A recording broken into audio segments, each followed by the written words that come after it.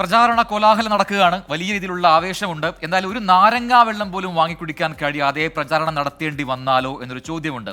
ഈ ചൂടത്ത് തടർന്നു വീഴും എന്നല്ലാതെ മറ്റൊന്നും സംഭവിക്കില്ല എന്ന കാര്യം ഉറപ്പാണ്. മുണ്ട് മുറുക്കി എടുക്കണമെന്ന് ധനമന്ത്രി പറഞ്ഞത് അനുസരിക്കേണ്ടി വന്ന ഒരാളിലേക്കാണ് നമ്മുടെ ഇനിയത്തെ കാഴ്ച.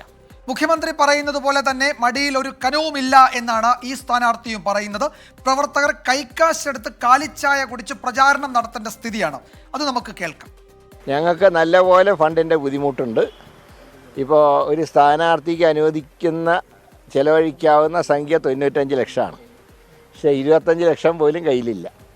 പക്ഷെ എങ്കിലും ഞങ്ങളുടെ പ്രവർത്തകർ മുണ്ട് മുറുക്കി കൊടുത്ത് ഈ ചൂട് കാലത്ത് ഒരു ഗ്ലാസ് നാരങ്ങ വെള്ളം പോലും കുടിക്കാതെ സ്ഥാനാർത്ഥിക്ക് വേണ്ടി സജീവമായിട്ട് രംഗത്തുണ്ട്. അത് തന്നെയാണ് ഞങ്ങളുടെ ഉത്തേജനം. ഇ ഡി ഇടയ്ക്ക് വരിക, ഇടയ്ക്ക് അപ്രത്യക്ഷമാവും. ഇ ഡി വന്നാൽ കണക്കാക്കണം ഡീൽ ആരംഭിച്ചു. ഇ ഡി നിശബ്ദമായാൽ ഡീൽ ഉറപ്പിച്ചു. ഇപ്പം ഞങ്ങളിവിടെ BJP 3-ാം സ്ഥാനത്തേക്ക് വിടണമെന്നാണ് ഞങ്ങളുടെ ആഗ്രഹം. പക്ഷേ BJP 1-ാം സ്ഥാനത്ത് എത്തിക്കാനാണ് പിണറായി വിജയൻ്റെ ശ്രമം.